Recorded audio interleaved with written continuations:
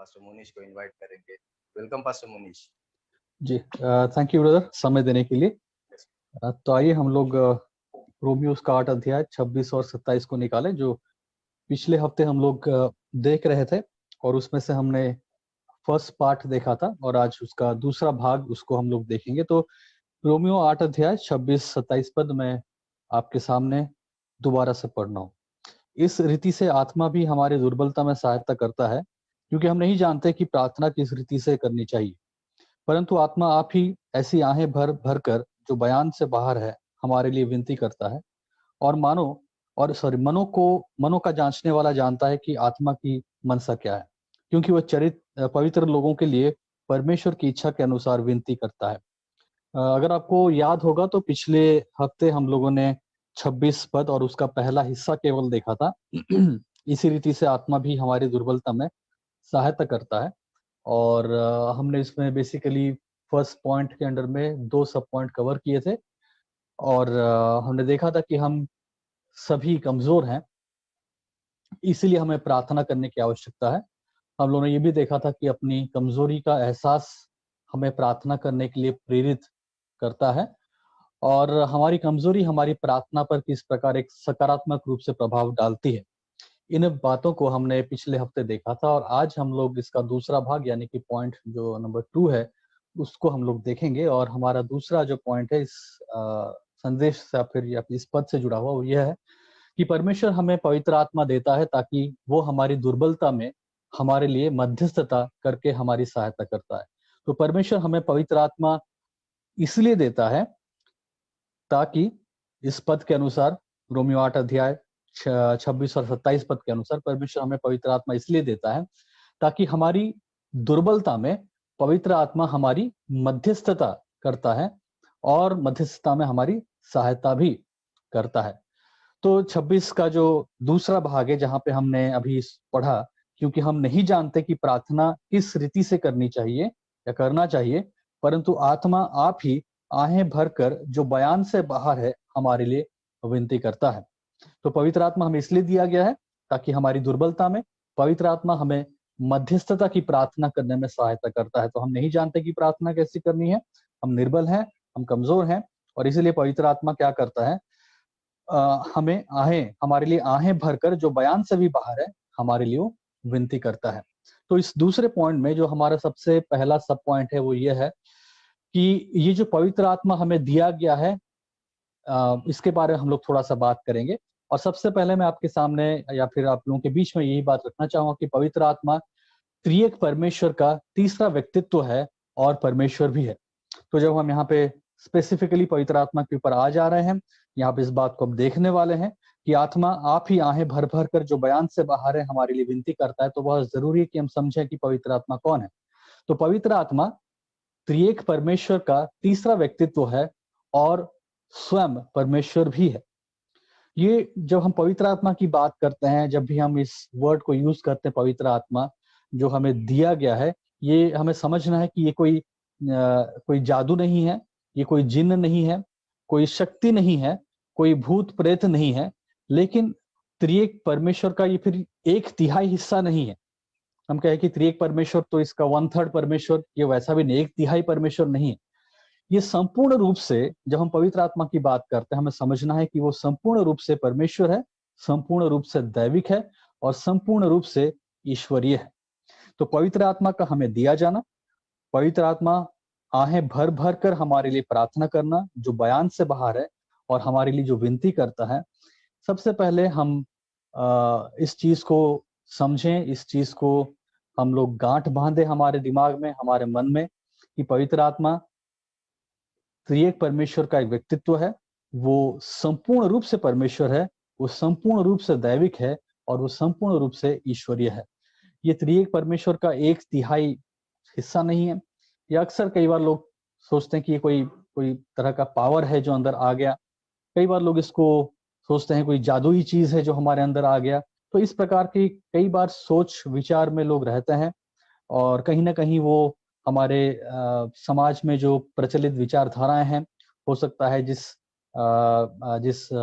धार्मिक पृष्ठभूमि से वो लोग आ रहे हैं, वहां पे ये बातें कही जाती है। और कई बार जब मसीहत में लोग आते हैं तब वो लोग पवित्र आत्मा को कई बार वैसे ही देखने लगते हैं, क्योंकि प्रभु में आने से पहले वो अपनी जो पुरानी विचारधारा में थे, पुराने अपने धार्मिक विचारधारा में थे, वहां पे कई बार ये शक्ति, सामर्थ, जिन्न, ये सब चीजों के बारे में लोग बातें करते हैं और मानते हैं।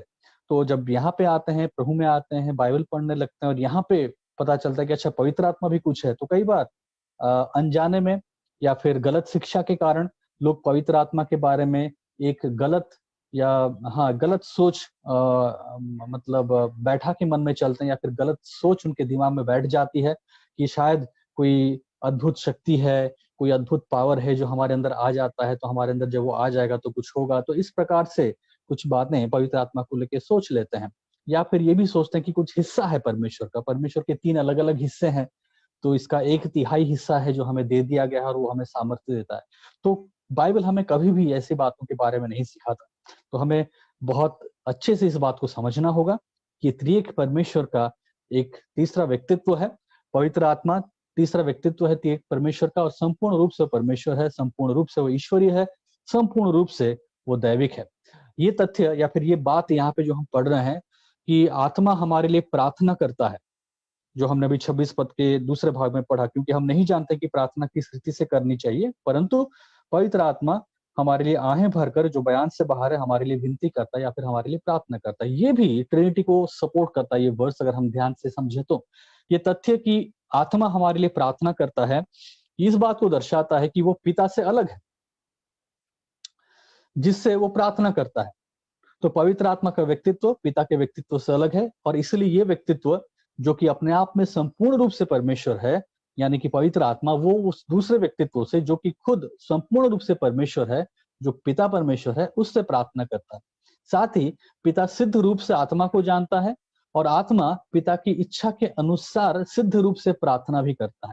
तो इसमें भी हम त्रिएकवाद, परमेश्वर, त्रिएकता के बारे में हम लोग समझ सकते हैं और जान सकते हैं, और हम इस बात को समझ सकते हैं पवित्र आत्मा को लेके कि ये स्वयं परमेश्वर है, संपूर्ण रूप से ईश्वरीय है, संपूर्ण रूप से ये दैविक है, और इसलिए ये परमेश्वर, ये त्रिएकता के त्रिएकतावाद में ये जो परमेश्वर है, त्रिएक परमेश्वर है, वहां पे जो पवित्र आत्मा है, ये तीसरा व्यक्तित्व हमें इसलिए दिया गया है ताकि वो हमारी दुर्बलता में हमारी सहायता करे। इसलिए पिछले संडे हम लोगों ने थोड़ा ज्यादा समय लिया था, मैंने थोड़ा ज्यादा समय लेके इस बात के ऊपर ज्यादा फोकस किया था कि हम जब प्रार्थना में आते हैं, हम ये समझें कि हम निर्बल हैं, हम दुर्बल हैं, और इसलिए हमें प्रार्थना में आना चाहिए। दुर्बलता हमारे लिए बहाना नहीं होना चाहिए कि हम प्रार्थना नहीं करेंगे, लेकिन दुर्बलता ही वो कारण बनता है, वो सटीक कारण है दुर्बलता, जिसकी वजह से हम प्रार्थना में आते हैं, और हमें प्रार्थना में आना चाहिए। हमें स्वीकारना चाहिए कि हम दुर्बल हैं,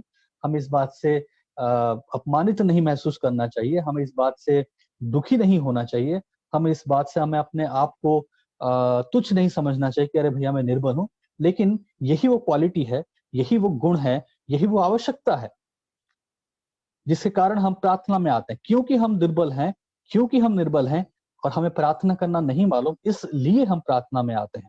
और जब हम प्रार्थना में आते हैं तो त्रिएकता का ये तीसरा व्यक्तित्व जो कि स्वयं परमेश्वर है, संपूर्ण रूप से ईश्वरीय है, संपूर्ण रूप से दैविक है, वो हमारी सहायता करता है ताकि हम पिता परमेश्वर के सामने अपनी बातों को रख पाए। जो बयान, जो हमारे द्वारा बयान के द्वारा नहीं हो पाता है, जो बयान से भी बाहर है, उसमें त्रिएकतावाद का ये, त्रिएक परमेश्वर का ये तीसरा व्यक्तित्व जो कि पवित्र आत्मा है, वो हमारी सहायता करता है। तो जब मैं इसलिए अब यहाँ पे ये तीसरा व्यक्तित्व त्रिएक परमेश्वर के ऊपर फोकस कर रहा हूँ, पवित्र आत्मा के ऊपर यहाँ पे इस गुण को लेके फोकस कर रहा हूँ कि हम समझें कि पवित्र आत्मा का रोल क्या। हम पवित्र आत्मा को केवल इस बात पे सीमित करके नहीं रख सकते, या फिर उसको एक निम्न दर्जा देके नहीं रख सकते। अच्छा, पवित्र आत्मा, अच्छा वो हमें सहायता करता है ताकि हम अन्य भाषा में बात करें। पवित्र आत्मा हमें सहायता करता है ताकि हम किसी के ऊपर हाथ रखें तो वो चंगाई प्राप्त कर ले। पवित्र आत्मा हमारी सहायता करता है ताकि हम किसी के ऊपर हाथ रखें तो भविष्यवाणी कर ले। या फिर पवित्र आत्मा हमारी सहायता करता है ताकि हम किसी को देखते हैं, किसी से बात करते हैं और फिर हम उसके बारे में कुछ बोल देते हैं, भविष्यवाणी कर देते हैं। तो हम केवल इस स्वार्थपूर्ण तरीके से पवित्र आत्मा को सीमित करके ना रखें, जहाँ पे हम केवल हर एक चीज को अपने ही स्वार्थ भरे नजरियों से देखते हैं, स्वार्थ भरे फायदे के रूप में देखते हैं। कि भाई पवित्र आत्मा मेरी क्या सहायता करता है, पवित्र आत्मा की सामर्थ्य से मैंने ऐसा कर दिया, पवित्र आत्मा की सामर्थ्य से मैंने ये कर दिया, पवित्र आत्मा की सामर्थ्य से मैंने वो कर दिया। हर चीज में हम स्वार्थ को न ढूंढे, हर चीज में हम अपनी ही फायदे को न ढूंढे, हर चीज में हम मतलब पवित्र आत्मा का नाम तो ले रहे हैं, लेकिन पवित्र आत्मा का नाम लेके हम उसमें भी अपनी वाहवाही करना बंद नहीं करते हैं। हम कोई मौका नहीं छोड़ते हैं कि हम अपनी वाहवाही कैसे ना करें, मतलब कोई मौका छूटना नहीं चाहिए, कोई अवसर छूटनी नहीं चाहिए जहां पे हम आगे आगे दिखे। हाँ, पवित्र आत्मा का नाम तो ले रहे हैं, लेकिन क्या कह रहे हैं? ये कह रहे हैं कि भाई मैंने ऐसा किया। पवित्र आत्मा का नाम तो ले रहे हैं, लेकिन वाहवाही किसकी हो रही है? हम अपनी कर रहे हैं। पवित्र आत्मा की सामर्थ्य से मैं ऐसा काम करता हूँ, पवित्र आत्मा की सामर्थ्य से मैं वो करता हूँ, पवित्र आत्मा की सामर्थ्य से मैं चंगाई करता हूँ, पवित्र आत्मा की सामर्थ्य से मैं भविष्यवाणी करता हूँ। हर चीज में स्वार्थ, हर चीज में स्वार्थ और हर चीज में स्वार्थ। कितने स्वार्थी हो गए हैं। लेकिन जब हम यहाँ पे पढ़ते हैं, जब इस पद को पढ़ते हैं, ये कितनी सुंदर बात बताता है, कितनी एक अद्भुत बात बताता है और कितनी गंभीर बात बताता है कि त्रिएकता का ये तीसरा व्यक्तित्व वो हमारी कमजोरी में, जब हमें मालूम नहीं होता कि हम प्रार्थना कैसे करें, जब हमें मालूम नहीं होता कि हम क्या शब्द कहें, जब हम हताश हो जाते हैं, दुर्बल हो जाते हैं, निर्बल हो जाते हैं और हमें मालूम ही नहीं हो पाता है कि हम आगे कैसे बढ़ें, वहां पे वो हमारी सहायता करता है। स्वयं वो परमेश्वर, स्वयं वो संपूर्ण ईश्वरीय गुण से भरा हुआ, संपूर्ण दैविक गुण से भरा हुआ, संपूर्णता में वो परमेश्वर, वो आपकी और मेरी सहायता करता है। जो बयान हम कर नहीं सकते, इन बातों को हम कह नहीं सकते, निर्बलता और दुर्बलता में पड़े होते हैं, इस रीति से आत्मा भी हमारी दुर्बलता में हमारी सहायता करता है। मैं इसलिए इस दुर्बलता को साथ इसलिए यहाँ पे जोड़ रहा हूं ताकि हम समझें और देखें कि भाई हम दुर्बल हैं, हमारी दुर्बलता में पवित्र आत्मा हमारी सहायता करता है, ताकि जब हम ये कहें कि हमारी दुर्बलता में पवित्र आत्मा मेरी सहायता करता है, तो अब हम महिमा और आदर और प्रशंसा पवित्र आत्मा को सही मायनों में दे पा रहे हैं। वरना जैसा मैंने कहा, हर चीज में अपना फायदा, हर चीज में अपनी वाहवाही, हर चीज में अपनी प्रशंसा, हर चीज में हम अपने आप को आगे रखते हैं, हर चीज में कैसे हम आगे दिखें, कैसे भाई हमारे बारे में लोग कहें, कैसे लोग ये कहें कि ये एक बहुत बढ़िया सामर्थ्य से भरे हुए प्रचारक हैं या पास जो भी है। हमें उस मानसिकता से बाहर निकलने की बहुत ही जरूरी, मतलब बहुत आवश्यकता है।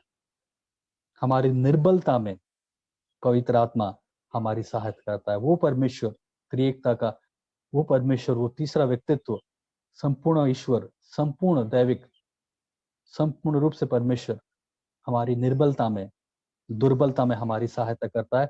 और इस बात को जब हम समझते हैं, तभी हम सही मायनों में परमेश्वर को महिमा दे पाते हैं, क्योंकि हम अंगीकार करें कि मैं दुर्बल, मैं नहीं कर सकता, मुझसे संभव नहीं है, और इस असंभव परिस्थिति में पवित्र आत्मा मेरी सहायता करता है। न केवल ये पवित्र आत्मा हमारी पवित्र आत्मा त्रिएक परमेश्वर का वो तीसरा व्यक्तित्व है जो कि संपूर्ण रूप से परमेश्वर है, लेकिन वो हमारी सहायता भी करता है। और जब हम इस सहायता की बात कर रहे हैं, हमारी दुर्बलता में हमारी सहायता की बात करते हैं, तो हम इस सहायता, इस शब्द जो है हेल्प, जब हम इंग्लिश बाइबल में पढ़ते हैं तो हम देखते हैं कि ये हेल्प लिखा गया है हिंदी में। हम देखते हैं कि ये सहायता लिखा गया है, और ये वर्ड हम एक और जगह पाते हैं, लूका उसका 10 अध्याय उसका 40 पद। आप मेरे साथ निकाल के इसको पढ़ सकते हैं, संदर्भ अलग है लेकिन शब्द वही है। लूका उसका 10 अध्याय और उसका 40 पद। लूका 10 का 40, सॉरी,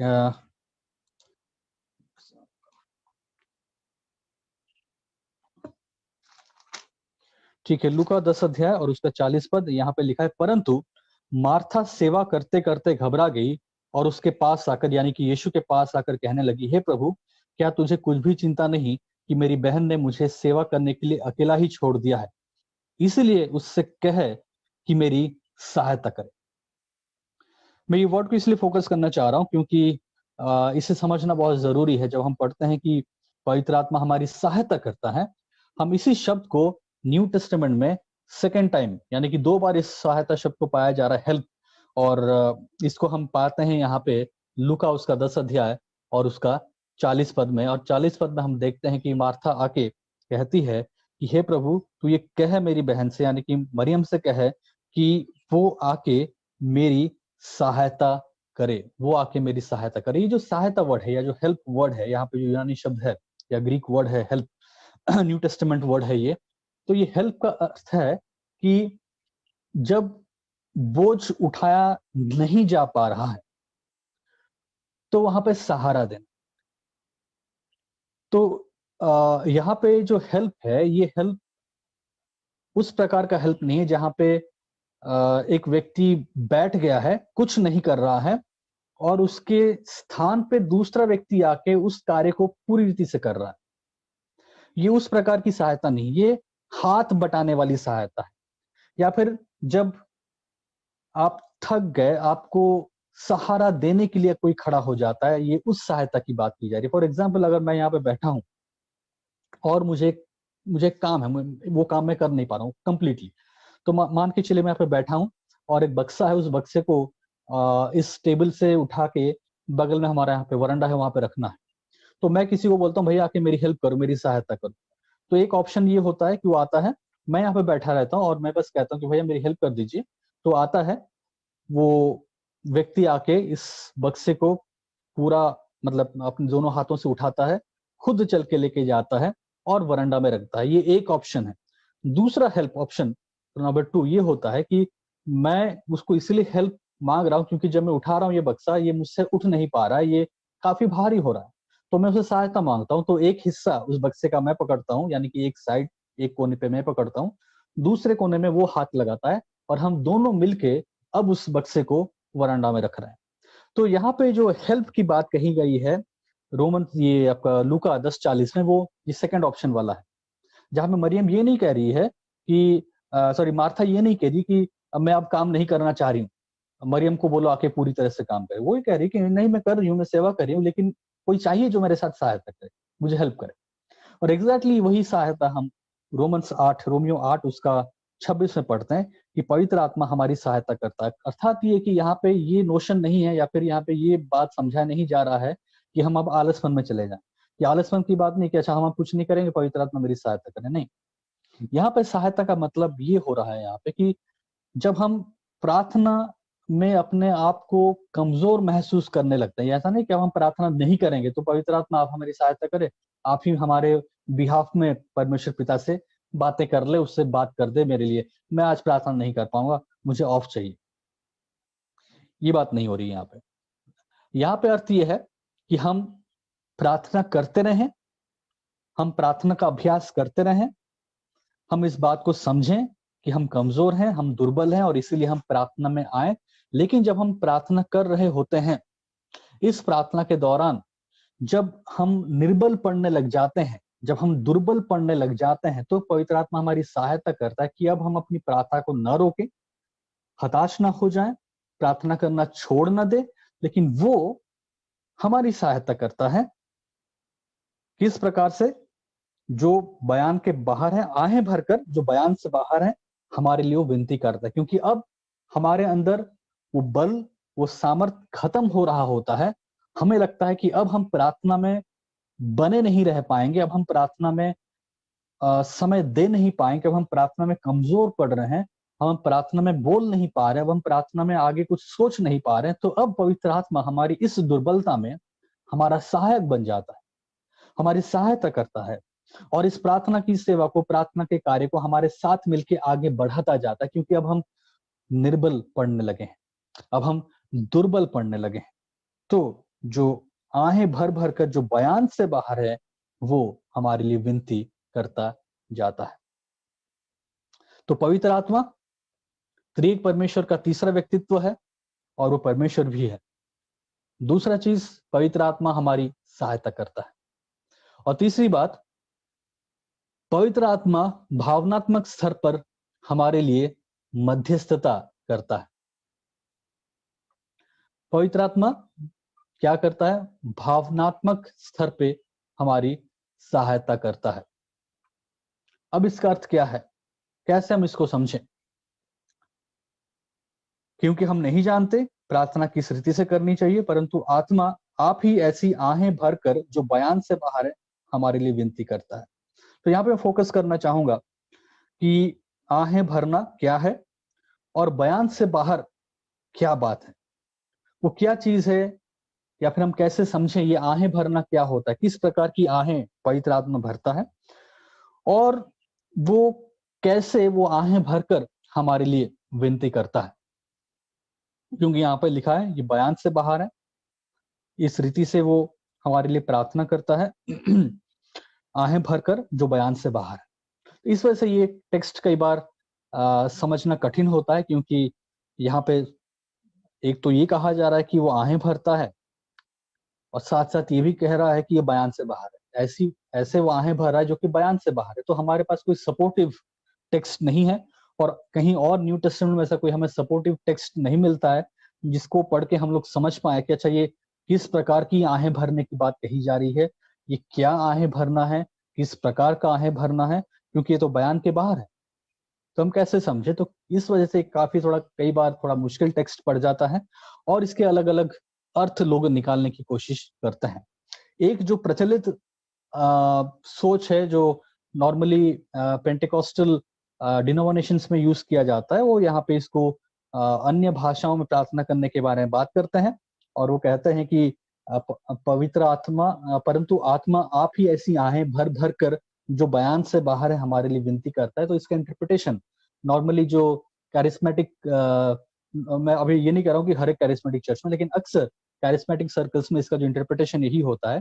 इसका अर्थ ये है जो बयान से बाहर है, जो विनती करने वाली बात है, जो बयान से भरकर बाहर बातें हैं और आहें भरना है, ये अन्य भाषाओं में प्रार्थना करने की बात है। अब ये इंटरप्रिटेशन इसलिए हम लोग इसको एक्सेप्ट नहीं कर सकते क्योंकि हम लोग सभी जानते हैं कि हर कोई व्यक्ति या फिर हर कोई विश्वासी अन्य भाषा में बात नहीं करता। हम सभी लोग जानते हैं कलीसिया इतिहास से लेके अभी तक ऐसा हम नहीं कहते कि जितने भी विश्वासी पैदा हुए, जितने भी विश्वासी हम पहले थे, आज जो हैं सभी विश्वासी लोग पवित्र आत्मा के द्वारा भर के या फिर पवित्र आत्मा की अगुवाई में अन्य भाषाओं में बातें करते थे या करते हैं या आने वाले दिनों में करते रहेंगे। 100% A to Z जितने भी बिलीवर्स तब से लेकर आज तक हुए हैं और जब तक कलीसिया उठाई नहीं जाती, सब मैंडेटरी है कि वो लोग अन्य भाषाओं में प्रार्थना करते हैं। तो हम जानते हैं कि सत्य नहीं है और ये वर्स या फिर ये टेक्स्ट ये कहता है ये सबके लिए एप्लीकेबल है। इस रीति से आत्मा हमारी दुर्बलता में, यहाँ पे एक खास पर्टिकुलर कम्युनिटी नहीं है, कुछ लोग नहीं है, केवल कुछ ही लोग के बारे में कहा नहीं गया, ये कॉमन एप्लीकेशन है जो कि हम सब के लिए अप्लाई होता है। इस रीति से आत्मा भी हमारी दुर्बलता में सहायता करता है क्योंकि हम नहीं जानते कि प्रार्थना किस रीति से करनी चाहिए, परंतु पवित्र आत्मा आप ही ऐसी आहें भरकर जो बयान से बाहर है हमारे लिए विनती करता है। तो क्योंकि ये वर्स 26 सबके लिए कॉमनली एप्लीकेबल है, तो फिर यहाँ पे जब हम ये कहते हैं कि नहीं, इसका अर्थ है कि अन्य भाषाओं में प्रार्थना करना, हम ये कह रहे हैं कि ये भी सबके लिए एप्लीकेबल होगा, लेकिन हम ये जानते हैं कि ये सबके लिए एप्लीकेबल नहीं है क्योंकि जब से कलीसियाएं शुरू हुई तब से लेके आज तक ऐसा नहीं हुआ कि सभी विश्वासी अन्य भाषा में प्रार्थना करते हैं, सबको ये दान या वरदान मिला है, हर कोई अन्य भाषाओं में प्रार्थना कर सकता है, हर कोई अन्य भाषाओं में प्रार्थना करते हैं, ऐसा नहीं। इस वजह से इस इंटरप्रिटेशन को या फिर इस ऑप्शन को हम लोग ले नहीं सकते। दूसरे क्या ऑप्शन है या फिर दूसरे क्या टीचिंग्स हैं जो इस आहें भरने के बारे में बातें करती है? कुछ कमेंटेटर्स हैं या फिर कुछ शिक्षक हैं जो ये कहते हैं कि ये जो आहें भरने की बात है, ये वो आहें हैं जिसे अगर हम समझें तो ये पवित्र आत्मा के द्वारा कुछ ऐसे शब्द हैं जो उसकी अगुवाई में हम लोग कहते हैं। ये हम लोग अपने आप से इन शब्दों को नहीं कहते या फिर अपने आप से ऐसे सेंटेंसेस हम लोग नहीं कहते, लेकिन ये कुछ ऐसे स्पष्ट वाक्य हैं जो पवित्र आत्मा हमारे हृदय में डालता है, जो कि नॉर्मली हम हो सकता है कह ना पाए। सामान्य परिस्थिति में सामान्य परिस्थितियों में कुछ विषयों को लेके हम लोग ऐसे प्रार्थना नहीं कर सकते हैं, लेकिन एक मिराकुलस वर्क होता है, एक दैविक काम, एक ईश्वरीय काम हमारे बीच में होता है, जहाँ पे पवित्र आत्मा हमारे मुंह में ऐसे स्पष्ट वाक्यों को, शब्दों को देता है और हम एक बोझ से उन चीजों के लिए प्रार्थना करते हैं जो कि नॉर्मली हम अगर चाहें तो कर नहीं पाए। साधारण रूप से अगर हम चाहें तो हम समझ नहीं पाते हैं कि यहाँ पे हम कैसे करें, लेकिन अद्भुत रीति से पवित्र आत्मा हमारे अंदर एक बर्डन को उंडेलता है, चाहे किसी परिस्थिति को लेके, चाहे कुछ लोगों को लेके, चाहे कोई चीज को लेके, और हमें स्पष्ट रीति से परमेश्वर के सामने उन बातों को बोलने के लिए सहायता करता है। ये दूसरा एक इंटरप्रिटेशन है या फिर सोच है, जहां पे लोग ये कहते हैं कि पवित्र आत्मा इस प्रकार से आहें भरता है। तो ये जो आहें भरना है, ये कोई ऐसे शब्द नहीं है जो लोग समझ नहीं सकते, लेकिन ये अंडरस्टैंडेबल है, ये आर्टिकुलेट है, यानी कि स्पष्ट है। लेकिन ये स्पष्ट बातें, ये आर्टिकुलेट बातें, ये आमतौर पे हम लोग बोल नहीं सकते, आमतौर पे हमारी क्षमता नहीं होती कि इस प्रकार से हम प्रार्थना करें। लेकिन पवित्र आत्मा का नियंत्रण हमारे जीवन में, हमारे मन में, हृदय में इस प्रकार से हो जाता है कि उन परिस्थितियों को लेके या फिर उन लोगों को लेके हम लंबे समय तक घुटनों में आके, रो के और आहें भर के, बोझ में होके ऐसी प्रार्थना करने लगते हैं जो नॉर्मली हम लोग नहीं करते हैं या नहीं कर पाते हैं। कई लोग इसका एग्जाम्पल देते हैं, जब उनके जीवन में उनका कोई करीबी या फिर कोई ऐसी बहुत ही कठिन परिस्थिति में जब पड़ गए हों, तब उन्हें मालूम नहीं चला कि वो कितने समय, घंटों घंटों प्रार्थना में चले गए और प्रार्थना करते रहे, लगातार रोते रहे, लगातार परमेश्वर के सामने अपने बातों को उड़ेलते रहे, और फिर परमेश्वर ने उन प्रार्थना का उत्तर दिया और बाद में इनकी गवाही हुई कि नॉर्मली हम कभी ऐसी प्रार्थना नहीं किए थे। आज तक मैंने कभी भी इस प्रकार से रो के, बोझ के साथ परमेश्वर के सामने आंसुओं को नहीं बहाया था। आज तक मैंने कभी भी इस परिस्थिति को या फिर इस व्यक्ति के बारे में इस प्रकार से सोच के कभी मैंने प्रार्थना नहीं किया था। मैं इस व्यक्ति को जानता हूँ, ऐसी बातें होती हैं, लेकिन कभी भी मेरे अंदर ऐसी एक ऐसा बोझ नहीं आया कि मैं प्रार्थना करूं। लेकिन पता नहीं उस दिन मुझे क्या हुआ, पता नहीं मेरे साथ क्या हुआ कि प्रभु ने मेरी सहायता की और अगुवाई की कि मैं बहुत समय इस चीज के बारे में सोच के, बोझ से भर के, आंसुओं के साथ प्रभु के सामने इन बातों को रखा, और परमेश्वर ने मेरे इस बोझ को देखा, मेरे उन आंसुओं को देखा, मेरी प्रार्थना को सुना, और इस बात से या तो मुझे छुटकारा दिया, उस व्यक्ति को छुटकारा दिया, या फिर उस परिस्थिति से हमें निकाला, जो भी अलग अलग चीज है। तो कई बार लोग इसको लेते हैं और ये एग्जाम्पल्स देते हैं अपने जीवन के बारे में, और ये एक दूसरा इंटरप्रिटेशन है जहाँ पे आहें भरकर प्रार्थना करने के बारे में कहा गया है। जो तीसरा चीज है जिसको लोग कई बार कहते हैं, और अगर आप मुझे पूछें तो मैं ये थर्ड चीज पे व्यक्तिगत रूप से मैं सहमत होता हूँ, या फिर मुझे ये चीज सही लगता है। मैं ये नहीं कहता हूँ मुझे सही लगता है तो सही है और आप लोग गलत हैं, आप कोई दूसरा चीज भी सोच सकते हैं। लेकिन जो तीसरा चीज है मैं आपके सामने वही प्रस्तुत करना चाह रहा हूँ, वो ये है कि इसको हम लोग मानव व्यक्तिवाद कहते हैं, यानी कि परमेश्वर का मानवीकरण कहते हैं। अर्थात ये है कि जब यहाँ पे कहा जाता है कि पवित्र आत्मा आप ही ऐसी आहें भर भर कर जो बयान से बाहर है हमारे लिए विनती करता है, इसको इंग्लिश जो वर्ड है हम लोग इसको वही एंथ्रोपोमॉर्फिज्म कहते हैं, यानी कि मानवीय गुणों को रखना या फिर मानवीय भावनाओं का इस्तेमाल करना, जिसके द्वारा हम परमेश्वर के किसी कार्य को समझ पाए। तो परमेश्वर वो कार्य कर रहा है, लेकिन उस कार्य को हम समझ नहीं पाते हैं।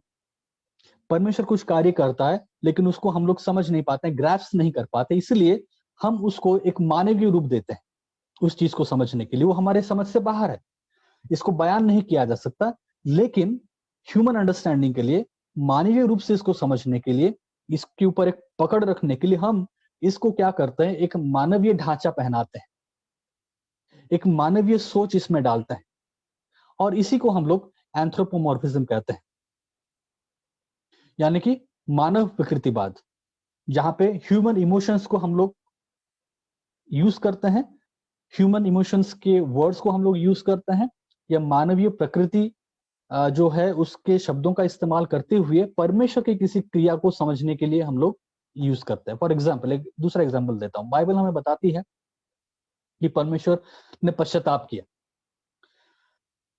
लेकिन जब उसने पहला सामुएल 15 अध्याय और 11 पद, मैं आपके लिए पढ़ रहा हूँ, पहला सामुएल 15 अध्याय और 11 पद,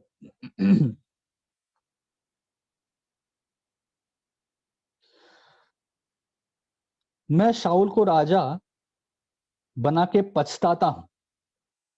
तो परमेश्वर सामुएल से कहता है कि मैं सौल को, तब यहोवा ने ये वचन सामुएल के पास पहुंचा, परमेश्वर का ये वचन सामुएल के पास पहुंचा कि मैं शाऊल को राजा बनाने से पछताता हूं। तो परमेश्वर पछता रहा है। लेकिन बाइबल हमें बताती है कि परमेश्वर की योजनाएं अटल है, उसमें कोई खोट नहीं है, उसके हर एक चीज जो है स्थिर है। तो परमेश्वर डगमगाता नहीं है, परमेश्वर बदलता नहीं है, परमेश्वर अपनी योजनाओं को नहीं बदलता है। जो चीजें परमेश्वर ने ठान लिया वो सदाकाल के लिए है। तो परमेश्वर अगर अपनी योजना को जब बनाता है वो सदाकाल के लिए है। जब परमेश्वर की योजनाएं अटल होती हैं और जब परमेश्वर यहाँ पे हाँ, इसी पहला सामुएल 15 अध्याय और 29 पद, और जो इज़राइल का बलमूल है वो ना तो झूठ बोलता और ना पछताता है, क्योंकि वो मनुष्य नहीं है कि पछताए। यहाँ पे एग्जैक्टली उसी चैप्टर में ही हम शुरुआत में पढ़ते हैं कि परमेश्वर कहता है कि मैं शाऊल को राजा बना के पछताता हूं, क्योंकि उसने मेरे पीछे चलना छोड़ दिया और मेरी आज्ञाओं का पालन नहीं किया। इसी 15 अध्याय में जैसे आप 29 पद में पहुंचते हैं, 29th वर्ष में पहुंचते हैं, तो कहा जा रहा है कि और जो इज़राइल का बलमूल है यानी कि परमेश्वर है, वो न तो झूठ बोलता और न पछताता है, क्योंकि वो मनुष्य नहीं कि पछताए। एक और वर्ष में पढ़ लेता हूं, सैम्स 78:65, भजन संहिता 78 और उसका 65। यहाँ पे और भी एक और एक्सट्रीम आप देखते हैं। यहाँ पे भजन संहिता 78 यानी कि 78 और इससे 65। तब प्रभु मानो नींद से चौंक उठा और ऐसे वीर के समान उठा जो दाख मधु पीकर ललकारता है। तो परमेश्वर क्या हुआ? नींद से चौंक उठा, मतलब नींद में था और परमेश्वर चौंक उठा।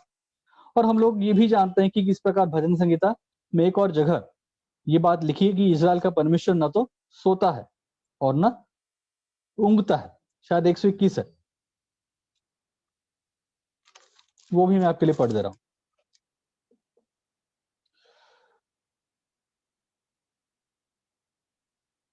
121 का 4, सुन इज़राइल का रक्षक न ऊंघेगा और न सोएगा। तो एक तरफ तो ये लिखा है कि इज़राइल का रक्षक है वो ना तो ऊंघता है और ना सोता है, और यहाँ पे लिखा है कि मानो वो नींद से चौंक उठा और ऐसे वीर के समान उठा जो दाख मधु पीकर ललकारता है। तो आप देख रहे हैं यहाँ पे कि किस प्रकार यहाँ पे एंथ्रोपोमॉर्फिज्म का इस्तेमाल हो रहा है, यानी कि परमेश्वर के किसी गुण को या चरित्र को जो कि आमतौर पे हम लोग संपूर्ण रूप से समझ नहीं पाते, उसको एक मानवीय रूप दिया जाता है। तो कहीं कहीं लिखा है परमेश्वर पछताता है, कहीं लिखा है कि वो नींद से उठ गया। तो ठीक उसी तरह जब हम इस एंथ्रोपोमॉर्फिज्म को समझते हैं तो हम बाइबल में बहुत सारी ऐसी बातें हैं, बहुत सारी ऐसी जगह हैं जहां पे आप पाते हैं कि कुछ मानवीय गुण परमेश्वर को दिया गया है, परमेश्वर को अर्पण किया गया है, परमेश्वर के लिए इस्तेमाल किया गया है, ताकि हम परमेश्वर की उस क्रिया को कुछ हद तक समझें। क्योंकि परमेश्वर की बहुत सारी बातें हम लोग संपूर्ण रूप से नहीं समझ सकते कि वो क्या कर रहा है। तो ये भी एक ऐसा चीज है जहां पे परमेश्वर हमारी या पवित्र आत्मा हमारी दुर्बलता में हमारी सहायता करता है। इसको समझना बहुत कठिन है, संपूर्ण रूप से संभव नहीं है। तो उसको एक सीमित रूप से समझने के लिए एंथ्रोपोमॉर्फिज्म का इस्तेमाल किया जाता है और कुछ ऐसे शब्दों का इस्तेमाल किया जाता है जिससे हम मानवीय रूप से वाकिफ, जिस तरह हम इस चीज से वाकिफ हैं, हम जानते हैं कि अच्छा पछताना क्या होता है, हम जानते हैं कि सोना क्या होता है। तो जब पछताने की बात आ रही है, हम समझते हैं कि पछताने का क्या होता है कि दुखी होना, यानी कि मन में खेदित होना। तो ठीक उसी प्रकार सौल के उस व्यवहार से परमेश्वर प्रसन्न नहीं हुआ। उस चीज को समझाने के लिए एक एंथ्रोपोमॉर्फिज्म वर्ड का यूज किया जाता है या फिर उस गुण का इस्तेमाल किया जाता है, पछताता है, परमेश्वर के दुख और विलाप को समझाने। तो यहाँ पे भी पवित्र आत्मा का जो काम है, जहाँ पे वो हमारे दुर्बलता में हमें प्रार्थना करने के लिए सहायता करता है, इसको समझाने के लिए एक मानवीय उदाहरण या फिर मानवीय एग्जाम्पल, उदाहरण का इस्तेमाल किया जाता है। और कहा जा रहा है कि वो क्या करता है, वो आप आहें भरता है और आहें भरकर जो बयान से बाहर है हमारे लिए वो विनती करता है। तो बेसिकली इसका अगर हम अर्थ निकाले, एक सिंपल अंडरस्टैंडिंग निकाले, इसका अर्थ यही होता है कि परमेश्वर क्या कर रहा है। परमेश्वर यहाँ पे हमारे बिहाफ में, हमारे इमोशनली, हमारे भावनाओं में जो सबसे डीपेस्ट इमोशनल फीलिंग्स है, जो सबसे बेहद हमारे अंदर हमारे डीपेस्ट इमोशनल फीलिंग्स हैं, जो कि हम किसी को शेयर नहीं कर सकते, जो हम कभी भी इजीली हम वो ओपन अप नहीं होते हैं, या फिर वो बहुत कठिन होता है, उस चीज को परमेश्वर पवित्र आत्मा क्या करता है, उस फीलिंग को या फिर उस हमारे इमोशनल जो लॉन्गिंग है, जो हमारी इमोशनल वो डीपेस्ट डिजायर है, हर्ट है, या कह सकते हैं कि जो इमोशनल हमारे अंदर एक उबाल है, उसको पवित्र आत्मा पिता परमेश्वर के सामने लाता है, जो कि हम शब्दों से बयान नहीं कर पाते। आप सुने होंगे कई बार लोग कहते हैं कि मैं इतना दुखी है कि इतना दुखी हो गया था कि मेरे मुंह से कोई शब्द नहीं निकला। मेरा प्रिय दोस्त, जिसको मेरा दोस्त था और मैं उसे बचपन से जानता था, मेरा साथी था, लेकिन उसने इस प्रकार से मुझे धोखा दिया। मैं निशब्द हूं, मैं सुन पड़ गया, मैं कुछ कह नहीं पाया, क्योंकि वो चोट इतना गहरा था, मैं इतना दुखी हुआ कि मेरे पास बोलने के लिए कोई शब्द है ही नहीं। या फिर कई बार हम देखते हैं कि परिवार में जब कोई बातें हो जाती हैं, या फिर एक परिवार में किसी की जब मृत्यु हो जाती है, आप देखते हैं कई बार कि लोग इस प्रकार एकदम शॉक्ड हो जाते हैं। वो कभी सोचे नहीं थे कि उनके परिवार का एक सदस्य इस प्रकार मरेगा, और वो एकदम चुप थे, मतलब उनके मुंह से इतने दुखी हो गए हैं, ना उनके आंसू निकल रहे हैं, ना उनके मुंह से कोई शब्द निकल रहा है, इतने अंदर से टूट गए हैं, इमोशनलेस हो गए। तो ये जो एक हमारी एक जो इमोशनल नीड है, जब हम किसी चीज को लेके, किसी परिस्थिति को लेके जब हम इतने टूट गए होते हैं कि अब हम उस दुर्बलता की स्थिति में आ गए, जहां पे ना हमारे पास शब्द हैं, ना हमारे पास आंसू हैं, ना हमारे पास कहने के लिए कुछ है। तो ये वो परिस्थिति है जहां पे पवित्र आत्मा आहें भर के उन शब्दों को हमारे लिए परमेश्वर के सामने बयान करता है। तो हमारे उस डीपेस्ट इमोशनल हर्ट्स, हमारे जो डीपेस्ट इमोशनल फीलिंग्स हैं, जो कि अंदर से हम टूटे हुए हैं, उसको पवित्र आत्मा सहायता करता है कि हम परमेश्वर के सिंहासन के सामने लेके आ पाए। तो पवित्र आत्मा हमें वहां सहायता करता है। तो मैं पर्सनली इस पे ज्यादा मेरा सोच है कि जब हम यहाँ पे देखते हैं कि पवित्र आत्मा आहें भरकर जो बयान से बाहर है हमारे लिए विनती करता है, और ये कब करता है, ये हमारी दुर्बलता में करता है। हम हर बार प्रार्थना में दुर्बल नहीं होते, लेकिन कई बार हम लोग दुर्बल होते हैं। हम दुर्बलता हमें प्रार्थना में लेके आती है, लेकिन कई बार हमारी वो दुर्बलता इतनी बड़ी होती है और वो इतनी गहरी होती है, और हम वहां पे उस दुर्बलता में निशब्द पड़ जाते हैं। हमारे पास बयान नहीं होते, हमारे पास शब्द नहीं होते हैं, और तब पवित्र आत्मा आहें भरकर जो बयान से बाहर है हमारे लिए वो विनती करता है। और इसलिए हम इनकरेज होते हैं प्रार्थना में आने के लिए। इसलिए ये हम एक हमारे लिए इसलिए एनकरेजमेंट होता है कि हम प्रार्थना में, क्योंकि हम जानते हैं कि चाहे हम कितने टूट गए हों अंदर से, चाहे हमारे पास शब्द ना हो, लेकिन फिर भी ये आश्वासन है कि पवित्र आत्मा हमारे लिए आहें भरेगा और पिता के पास हमारे बयानों को, हमारी चिंताओं को लेके जाएगा। वो शब्द हमारे नहीं होंगे, वो बयान हमारे नहीं होंगे, क्योंकि हम तो अंदर से टूट गए हैं, हम तो अंदर से दुर्बल हो गए हैं, लेकिन पवित्र आत्मा हमारी सहायता करेगा, हमारी उस दुर्बलता में विनती करेगा हमारे लिए आहें भरकर जो बयान से बाहर है। हम कर नहीं सकते, हम इतने टूट गए हैं। लेकिन यही वो कारण है कि हम प्रार्थना में आ सकते हैं, और हमें आना चाहिए। ये हमें डिस्करेज नहीं करना चाहिए कि हम प्रार्थना ना करें। उल्टा ये हमें आश्वासन देता है कि नहीं, मेरे पास शब्द नहीं है, मैं निशब्द हो चुका हूं, मैं टूट चुका हूं, लेकिन आश्वासन है कि इसी दुर्बलता में पवित्र आत्मा आहें भरकर जो बयान से बाहर है मेरे लिए प्रार्थना करे, और पिता के सामने मेरी विनतियों को लेके आएगा। तो ये सुंदरता है जब हम देखते हैं पवित्र आत्मा और उसकी प्रार्थना के बारे में। न केवल ये, आखिर में पवित्र आत्मा की प्रार्थना हमेशा पवित्र आत्मा की प्रार्थना हमेशा परमेश्वर की इच्छा के अनुसार होती है, इसलिए उन प्रार्थना का उत्तर हमेशा मिलता है। 27 पद, और मनों को जांचने वाला जानता है कि आत्मा की मनसा क्या है, क्योंकि वो पवित्र लोगों के लिए परमेश्वर की इच्छा के अनुसार विनती करता है। तो पवित्र आत्मा जानता है, मनों को जांचता है, मनों को जांचने वाला जानता है कि आत्मा की मनसा क्या है, क्योंकि वो पवित्र लोगों के लिए परमेश्वर की इच्छा के अनुसार विनती करता है। तो पवित्र आत्मा क्या करता है? सदा और सर्वदा हमेशा परमेश्वर की इच्छा के अनुसार विनती करता है। वो आपके और मेरी इच्छा के अनुसार विनती नहीं करता, आपकी मेरी खुशी के अनुसार विनती नहीं करता, लेकिन वो परमेश्वर की इच्छा के अनुसार विनती करता है। और इसीलिए हम ये निश्चित हो सकते हैं कि हमारी प्रार्थना का उत्तर हमेशा मिलता है। पवित्र आत्मा की प्रार्थना हमेशा परमेश्वर की इच्छा के अनुसार होती है, इसलिए उन प्रार्थनाओं का उत्तर हमेशा मिलता है। हमारी प्रार्थनाओं की हमारी प्रार्थनाओं में एक निर्बलता ये भी होती है कि जब हम प्रार्थना करते हैं, कई बार हमें मालूम नहीं होता कि परमेश्वर की इच्छा क्या है, जब तक वो घटना हमारे सामने पूरी नहीं हो जाती है।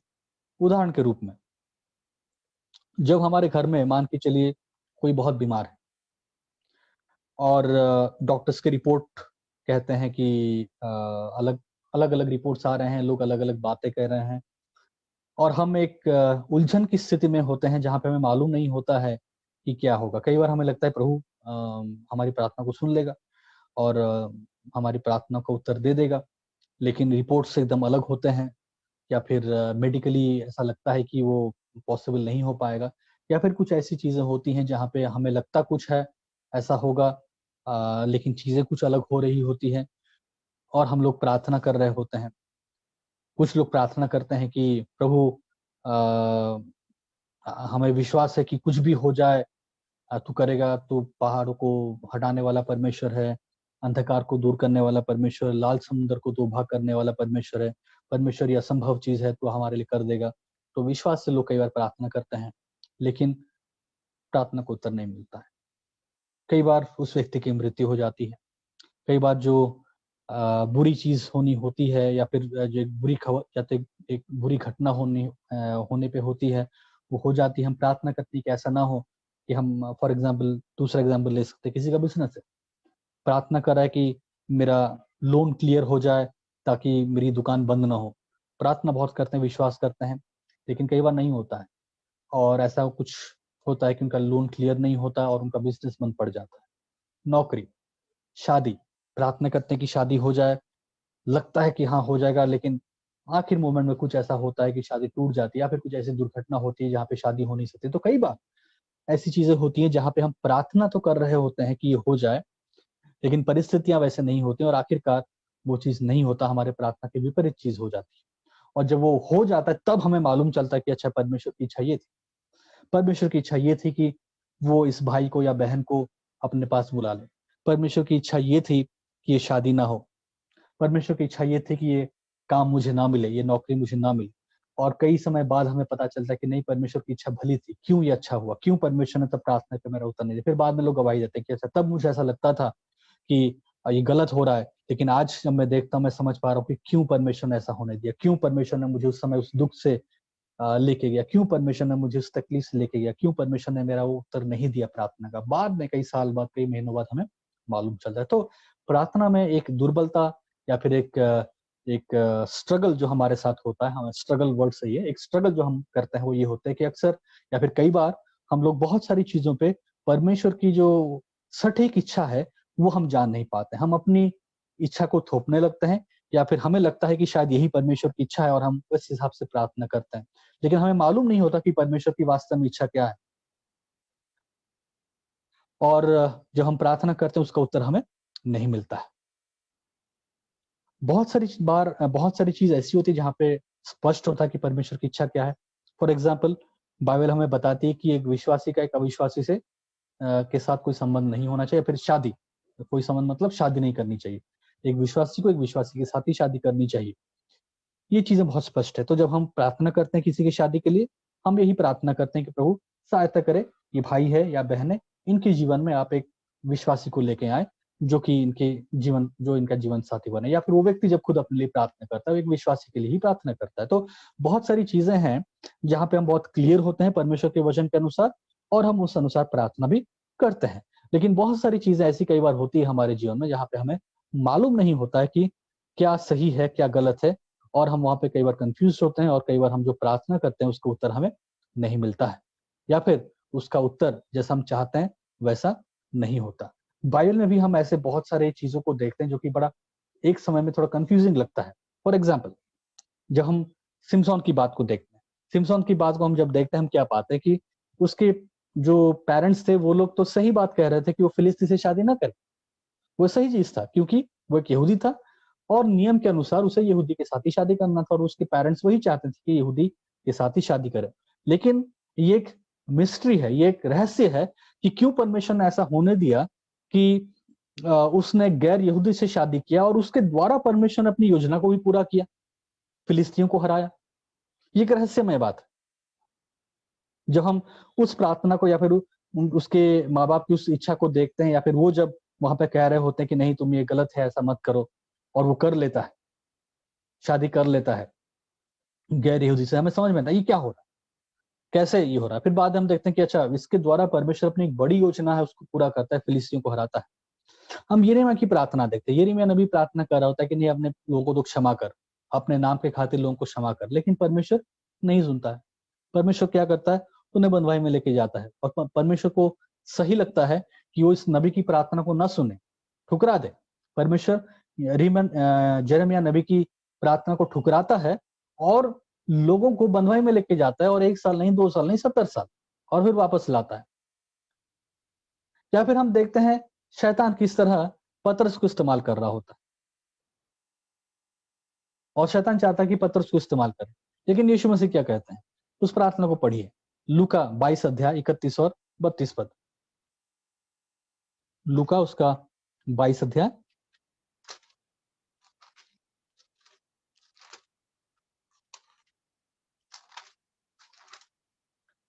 31 और 32 पद। शिमोन है शिमोन, देख शैतान ने तुम लोगों को मांग लिया कि गेहूं के समान फटके, परंतु मैंने तेरे लिए विनती की कि तेरा विश्वास जाता न रहे, पर जब तू फिरे तो अपने भाइयों को स्थिर करना। एक अजीब सी बात हम यहाँ पे देखते हैं। शैतान क्या मांग कर रहा है, वो कह रहा है कि शैमोन देख शैतान ने तुम लोगों को मांग लिया है। शैतान चाहता है तुम लोग को परखना, तुम्हें गिराना चाहता है, गेहूं के समान फटकना चाहता है, लेकिन मैंने तेरे लिए विनती की। क्या विनती की? ये विनती नहीं की कि तू शैतान की परीक्षा में न गिर, लेकिन मैंने ये विनती की कि तेरा विश्वास जाता ना रहे। तू गिरे, लेकिन गिरने के बाद तेरा विश्वास जाता ना रहे, परंतु जब तू फिरे तो अपने भाइयों को स्थिर करना। तो अगर आपको कोई ये कहे या मुझे कोई कहे कि शैतान चाहता है कि इस व्यक्ति को गिराए, तो हमारा स्वाभाविक प्रार्थना क्या होगा कि प्रभु ऐसा ना हो। प्रभु ने हम नहीं चाहते कि ये व्यक्ति शैतान की चाल में फंसे। लेकिन यीशु मसीह क्योंकि परमेश्वर की हर एक इच्छा को जानते थे, ये डिफरेंस है। क्योंकि यीशु मसीह हर एक चीज को जानते थे, इसीलिए यीशु मसीह ने क्या प्रार्थना किया कि मैं जानता हूं कि वो तुझे फटकेगा, लेकिन मैं उस फटकने को रोकूंगा नहीं, मैं ये होने दूंगा। लेकिन मेरी प्रार्थना क्या है, मैं क्या प्रार्थना कर रहा हूं, मैं प्रार्थना करता हूं कि तेरा विश्वास उसके द्वारा जाता ना जाए, लेकिन तू जब मन फिराए तब तू आ और अपने भाइयों को स्थिर कर।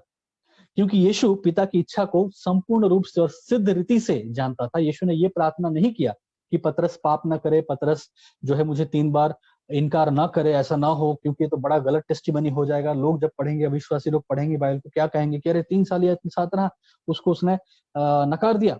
लोग तो हंसी उड़ाएंगे, लोग ठट्टा उड़ाएंगे और कहेंगे यह किस प्रकार का लीडर था, किस नहीं। ऐसी प्रार्थना हम लोग करते हैं कि प्रभु ये तेरा नाम ये हो जाएगा और तेरा नाम बिगड़ जाएगा, लोग हंसी उड़ाएंगे, ठट्टा उड़ाएंगे। नहीं नहीं नहीं, ये व्यक्ति परीक्षा में नहीं गिरना चाहिए। क्यों? क्योंकि हम लोग परमेश्वर की सार्वभौमिकता को नहीं जानते, लेकिन यीशु मसीह जानता था। तो यीशु मसीह ने ये प्रार्थना नहीं किया कि अच्छा ये परीक्षा में ना जाए। यीशु मसीह ने उसको जाने दिया, लेकिन ये प्रार्थना किया कि तेरा विश्वास जाता ना रहे, लेकिन जब तू मन फिराए, जब तू फिरे तो अपने भाइयों को स्थिर कर। ये होता है परमेश्वर के सार्वभौमिक इच्छा को जान के या सिद्ध इच्छा को जान के एक परिस्थिति में प्रार्थना करना, और एक एग्जाम्पल हम लोगों का है जहां पे हम परमेश्वर की सिद्ध इच्छा को नहीं जानते और हमको जो सही लगता है हम लोग तब कर बैठते हैं। जैसा मैंने एग्जाम्पल आपको दिया, जब कोई बीमारी का समय है, एकदम एक्सट्रीम कोई केस है, शादी, ये सब चीजों में कई बार हमें मालूम नहीं होता और हम लोग प्रार्थना करते हैं और हो जाता है उल्टा उस वक्त। लेकिन ये डिफरेंस है यीशु मसीह की प्रार्थना में और हमारी प्रार्थना में। तो हम जब पौलुस ये कह रहा है, जब पौलुस यहाँ पे कह रहे हैं कि पवित्र आत्मा के लिए परमेश्वर की इच्छा के अनुसार विनती करता है, तो क्योंकि वो पवित्र लोगों के लिए पवित्र आत्मा क्या कर रहा है, परमेश्वर की इच्छा के अनुसार विनती करता है। क्यों? क्योंकि वो मन को जांचने वाला और जानता है कि आत्मा की मनसा क्या है।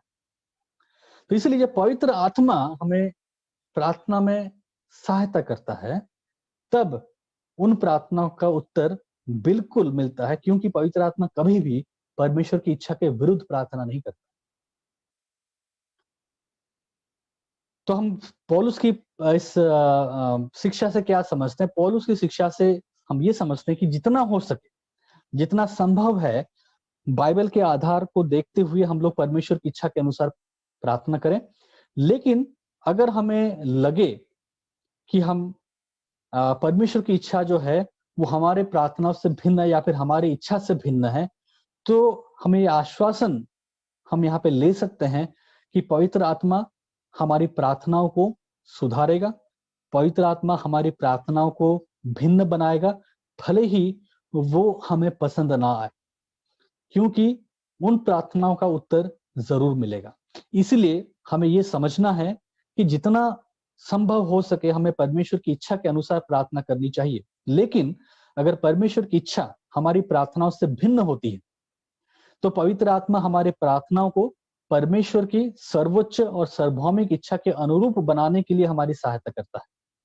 और इसलिए यदि हम मानवीय स्तर पर ऐसा महसूस करते हैं कि हमारी प्रार्थना का उत्तर नहीं मिल रहा है, तो हम ये आश्वासन ले सकते हैं कि परमेश्वर अपनी सार्वभौमिकता योजना के अनुसार उनका उत्तर दे रहा है।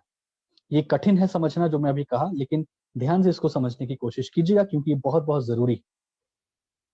एक प्रार्थना होती है जहां पे हम समझते हैं कि बाइबल बहुत स्पष्ट रूप से इन बातों को कहता है, हाँ या ना। इसलिए हमारी प्रार्थना को उस अनुसार करना बहुत आसान होता है, क्योंकि बाइबल स्पष्ट है, ऐसा करना है, ऐसा नहीं करना है।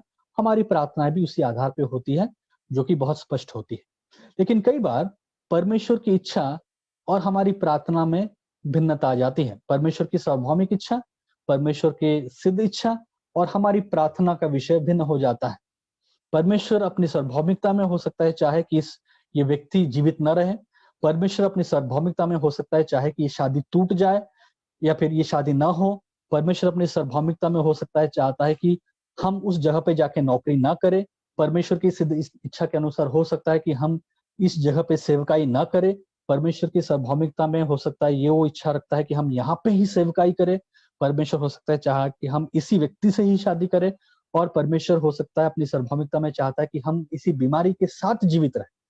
ये परमेश्वर की सार्वभौमिक और सिद्ध इच्छा है। लेकिन हमारी प्रार्थना तो विपरीत होती है ना। हम तो चाहते नहीं ना कि ऐसा हो, तो हम अपना ही प्रार्थना कर रहे होते हैं। लेकिन परमेश्वर की सार्वभौमिक इच्छा दूसरी होती है।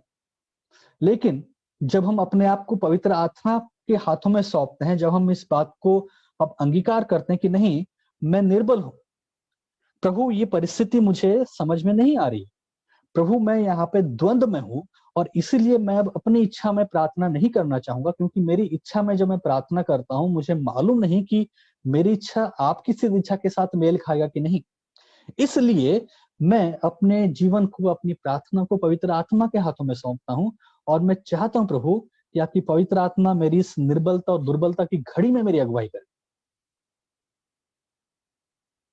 और भले ही मानवीय रूप से, स्वाभाविक रूप से, नेचुरली मुझे ये चीज अच्छा ना लग रहा हो, मुझे आपकी इच्छा ठीक नहीं लग रही हो, लेकिन फिर भी मैं पवित्र आत्मा की अगुवाई में इन प्रार्थनाओं को आपके हाथों में सौंपता हूं, क्योंकि मैं जानता हूं कि आपकी सार्वभौमिक योजना के अनुसार ही परमेश्वर की आपकी पवित्र आत्मा मेरी प्रार्थना में अगुवाई करेगा और उसी का ही उत्तर मिलेगा। इसलिए भले ही मानवीय रूप से, अपनी इच्छा से, अपनी सोच से या उसके अनुसार मुझे ये चीजें ठीक नहीं लग रही हैं, ये मेरी इच्छा के अनुसार नहीं हो रहा है, लेकिन फिर भी मैं पवित्र आत्मा के साथ इस प्रार्थना में सहभागी होऊंगा। मैं पवित्र आत्मा के साथ, पवित्र आत्मा की अगुवाई में, उस प्रार्थना में मैं यकीन करूंगा, मैं उसके साथ सहमत होऊंगा और मैं आमीन कहूंगा कि ऐसा ही हो। मुझे करना होगा और मुझे करना पड़ेगा, क्योंकि पवित्र आत्मा ही है जो परमेश्वर की इच्छा के अनुसार प्रार्थना कर सकता है और सिद्ध इच्छा के अनुसार प्रार्थना कर सकता है और उसी की प्रार्थना सुनी जाए। भले ही मैं अपना कितना एड़ी से चोटी लगा लूं, चाहे मैं कितना उपवास रख लूं, चाहे मैं कितना फास्टिंग कर लूं, चाहे मैं कितने लंबे लंबे घंटे प्रार्थना कर लूं, लेकिन अगर परमेश्वर की सार्वभौमिक इच्छा के अनुरूप, परमेश्वर की इच्छा के अनुसार मेरी प्रार्थना नहीं है, परमेश्वर की इच्छा के विपरीत मेरी प्रार्थना है, चाहे अब मैं वो प्रार्थना कितना लंबा करूं, कितने कितने सारे बाइबल के वर्सेस को कोट करूं, कितना उपवास और कितना प्रार्थना कर लूं, उस प्रार्थना का उत्तर नहीं मिल सकता जैसा मुझे चाहिए। केवल उसी प्रार्थना का उत्तर मिलेगा जो परमेश्वर की इच्छा के अनुसार होगा, और वो प्रार्थना केवल परमेश्वर की पवित्र आत्मा ही कर सकता है, क्योंकि पवित्र आत्मा ही है जो मनों का जांचने वाला है और आत्मा की मनसा वो जानता है, क्योंकि वो पवित्र लोगों के लिए परमेश्वर की इच्छा के अनुसार ही विनती करता है। वो अपनी इच्छा से नहीं करता, वो आपकी इच्छा से नहीं करता, वो पिता परमेश्वर की इच्छा के अनुसार विनती करता है। तो जब पौलुस इस बात को कह रहे हैं कि इस रीति से आत्मा भी हमारी दुर्बलता में सहायता करता है, क्योंकि हम नहीं जानते कि प्रार्थना किस रीति से करना चाहिए, परंतु आत्मा आप ही ऐसी आहें भरकर जो बयान से बाहर है हमारे लिए विनती करता है, और मनों को जांचने वाला जानता है कि आत्मा की मनसा क्या है, क्योंकि वो पवित्र लोगों के लिए परमेश्वर की इच्छा के अनुसार विनती करता है। बेसिकली ये हमें एनकरेज करता है, बेसिकली ये हमें आश्वासन देता है दो मुख्य बातों के लिए। पहला कि हम निर्बल हैं और इसलिए हमें प्रार्थना करनी चाहिए। दूसरा कि प्रार्थना में हमें संपूर्ण रूप से पवित्र आत्मा के ऊपर निर्भर होना चाहिए, विशेष रूप से हमारी निर्बलता में और हमारी दुर्बलता में। प्रार्थना करना हमें नहीं मालूम, हमें निर्बल लग रहा है, दुर्बल लग रहा है, इसलिए प्रार्थना करना बंद मत कीजिए। आखिर में मैं यही कहना चाहूंगा, प्रार्थना करना आसान नहीं है, ये सोच के प्रार्थना करना बंद मत कीजिए। प्रार्थना का उत्तर नहीं मिलता, इसलिए प्रार्थना करना बंद मत कीजिए। मेरा एनकरेजमेंट आपसे यही होगा कि नहीं, आप प्रार्थना कीजिए। इन तीन विपरीत चीजों के बावजूद भी कि आपको प्रार्थना करना नहीं मालूम, प्रार्थना आसान नहीं है, कठिन है, प्रार्थना का उत्तर नहीं मिलता, इन बातों का बहाना मत बनाइए, इन बातों का एक्सक्यूज मत बनाइए, क्योंकि यही वो कारण है जिस वजह से आपको प्रार्थना करनी चाहिए। हमें प्रार्थना करना नहीं मालूम, हाँ एग्जैक्टली यही कारण हमें प्रार्थना करनी चाहिए, हमें प्रार्थना करना नहीं मालूम, इसलिए हम प्रार्थना में आए, क्योंकि इस दुर्बलता में पवित्र आत्मा हमारी सहायता करे। प्रार्थना करना आसान नहीं है, हाँ सही बात है, इसलिए हम प्रार्थना में आएंगे ताकि पवित्र आत्मा हमारी दुर्बलता में हमारी सहायता करे। प्रार्थना का उत्तर नहीं मिलता है, बिल्कुल नहीं मिलता है, क्योंकि हम परमेश्वर की सार्वभौमिक इच्छा को नहीं जानते, इसलिए हम प्रार्थना करेंगे ताकि पवित्र आत्मा हमारी इस दुर्बलता में भी हमारी सहायता करेगा, और उस प्रार्थना का उत्तर बिल्कुल मिलेगा, क्योंकि पवित्र आत्मा परमेश्वर की इच्छा के अनुसार प्रार्थना करता है। तो प्रभु आपको सहायता करे, आशीष दे। और मैं जानता हूं कि ये काफी कठिन था, या हो सकता है थोड़ा डिफिकल्ट था, लेकिन जरूरी है कि हम लोग इन बातों को धीरे धीरे समझें, क्योंकि अगर हमें 2 साल 3 साल 4 साल मसीह बन के हमारा समय व्यतीत हो चुका है, हम 2 साल से 3 साल से 4 साल से मसीह हैं, अब हमें थोड़ा डीप या फिर अंदर जाना चाहिए और वास्तव में परमेश्वर की इच्छा क्या है उसको समझना चाहिए, प्रार्थना वास्तव में क्या है उसको समझना चाहिए, हमारी दुर्बलता की अवस्था को हमें पहचानना चाहिए, परमेश्वर की इच्छा के अनुसार प्रार्थना क्या है उसको समझना है, और पवित्र आत्मा का रोल क्या है प्रार्थना में वो हमें समझना चाहिए। पवित्र आत्मा को एक दर्शक बना के हम ना रखें, पवित्र आत्मा को हम लोग अपने फायदे के लिए इस्तेमाल करने वाला चीज बना के ना रखें, लेकिन समझें कि कितनी आवश्यकता है आपको और मुझे, कितना जरूरी है आपके लिए और मेरे लिए कि हम पवित्र आत्मा के सहायता से प्रार्थना करें, कि पवित्र आत्मा की अगुवाई से प्रार्थना करें, अपनी दुर्बलता में पवित्र आत्मा के द्वारा हम प्रार्थना में अगुवाई को प्राप्त करें। कितना आवश्यक है, इसको हम लोग समझें। तो प्रभु आपकी सहायता करें, प्रभु आपकी अगुवाई करें। आइए हम लोग प्रार्थना करते हैं। परमेश्वर पिता, हम धन्यवाद देते हैं कि हमारी प्रार्थनाएं सुनी नहीं जाती हैं। प्रभु हम धन्यवाद देते हैं कि हम कमजोर हैं। प्रभु जी हम धन्यवाद भी देते हैं कि हमें प्रार्थना करना नहीं। प्रभु हम धन्यवाद भी देते हैं कि हम निर्बल महसूस करते हैं, क्योंकि प्रभु यही वो एग्जैक्ट कारण है, यही वो सटीक कारण है जिस वजह से हमें प्रार्थना करना चाहिए। ये हमारे जीवन में बहाने नहीं बनने चाहिए, ये हमारे जीवन में एक एक्सक्यूजेस नहीं बनने चाहिए। प्रभु पवित्र आत्मा हमारी सहायता इसीलिए ही करता है क्योंकि हमें प्रार्थना करना नहीं। परमेश्वर पिता आपने अपनी पवित्र आत्मा को इसलिए दिया है ताकि आपकी पवित्र आत्मा हमें इसलिए सहायता करे क्योंकि हमारी प्रार्थनाओं का उत्तर जो हम अपनी इच्छा के अनुसार करते हैं वो हमें नहीं मिलता है। हमें प्रार्थना करना कठिन लगता है, इसीलिए पवित्र आत्मा हमें दी गई है। प्रभु जी इस सच्चाई को हम लोग समझें। पवित्र आत्मा उस त्रिएकता का तीसरा व्यक्तित्व है जो संपूर्ण रूप से ईश्वरीय है, संपूर्ण रूप से दैविक है और पवित्र है। हम उस गंभीरता को भी समझें। प्रभु जी क्षमा करें क्योंकि हमने अब तक कई बार पवित्र आत्मा की इस गंभीरता को नहीं समझा जो वो प्रार्थना में हमें सहायता करते हैं। प्रार्थना में पवित्र आत्मा का जो रोल है, जो पवित्र आत्मा की जो अगुवाई है, जो शब्द हमारे बयान से बाहर हैं, जो कराहना है, उस प्रकार से जो प्रार्थना करता है पवित्र आत्मा हमारे लिए, उस चीज को कई बार हम लोग नहीं समझते और कई बार हल्के में लेते हैं। और अगर हम इसके बारे में सोचते भी तो वहां पे भी हम अपने फायदे को देखते हैं। प्रभु हमारे इस पाप को आप क्षमा करें कि हम कई बार लोभी बनते हैं, कई बार हम स्वार्थी बनते हैं, कई बार हम अपना नाम कमाने के लिए, अपने आप को अच्छा दिखाने के लिए पवित्र आत्मा का इस्तेमाल करने की कोशिश करते हैं। ये दिखाने की कोशिश करते हैं कि हम कितना आत्मा से भरे हुए हैं, कितना हम आत्मा से अभिषिक्त पाए हैं और कितना आत्मा की अगुवाई में हम बड़े बड़े और अद्भुत काम करते हैं।